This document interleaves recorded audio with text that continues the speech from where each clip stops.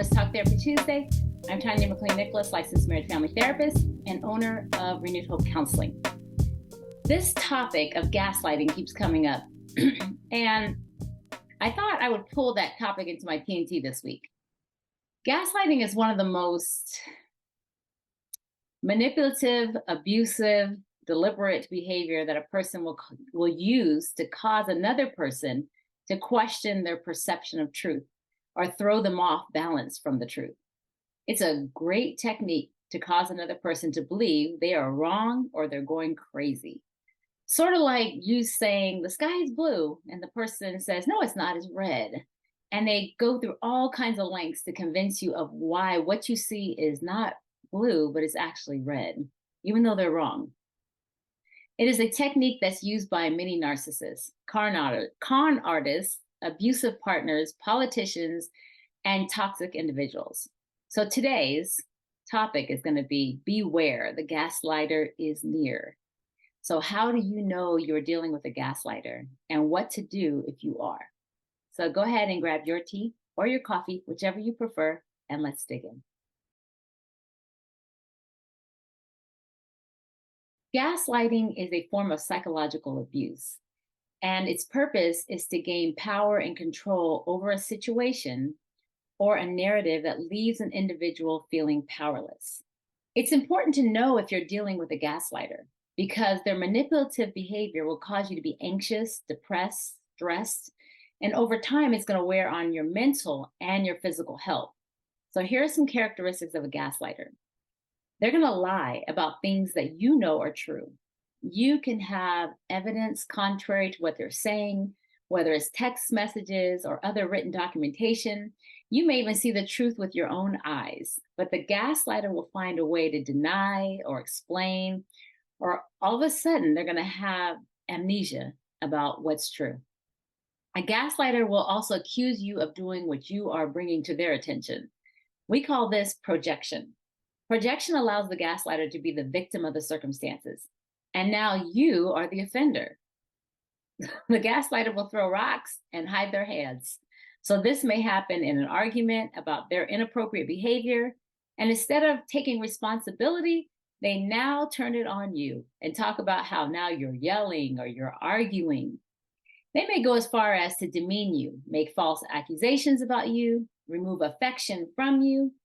And one of the reasons gaslighters do this is because they don't want to feel guilty. The gaslighter will make you believe it's all you, your reactions, you're out of control, you're out of balance in your emotions. They may use words like, you're too sensitive, you're jealous, you're paranoid, or you're overreacting. They may even go around and tell their story from a perspective that makes you look imbalanced emotionally, in hopes of maintaining control over a narrative that can make them be the responsible party. The whole agenda of a gaslighter is to gain control over you. And what better way to do that is to focus on your flaws. So this could look like them weaponizing your weaknesses during an argument. Under the pretense of helping you to be a better person, they may make statements to get you to question your competence.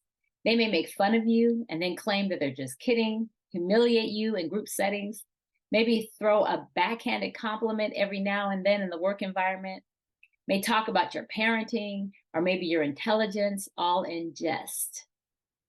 The point is, the gaslighter will attempt to make you feel incompetent or question your intelligence, all for the purpose of manipulating what's true. The gaslighter is really good about creating distractions also. When you confront a gaslighter about their behavior, they're going to quickly shift by changing the subject, attacking you, or telling you it's your fault or you're the problem. They may even blame you for why they acted or responded the way that they did.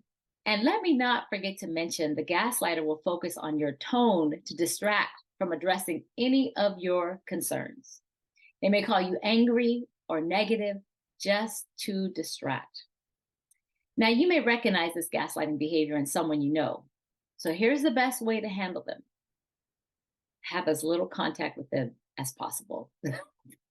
They will always have a hidden agenda, trying to argue or trying to prove your point or get them to see things from your perspective will be a complete waste of time because gaslighter behavior, they lack self-awareness they fear losing control, and they will not be accountable.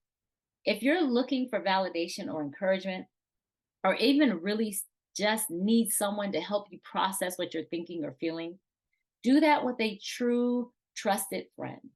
A true friend will hear your perspective. They're going to also hold you accountable, though, for the part that you are responsible for. Because dealing with a gaslighter can be emotionally draining. So remember to self validate. Remember your good qualities and your successes that will help counter the negative narrative that they're trying to paint. If you really need to get it out and feel that you want to discuss it with them, instead of talking to them, just journal it. Write it out, everything that you feel and think, even if what you feel and think is that you're angry because you allowed yourself to engage. And finally, it is so good to set boundaries with the gaslighter.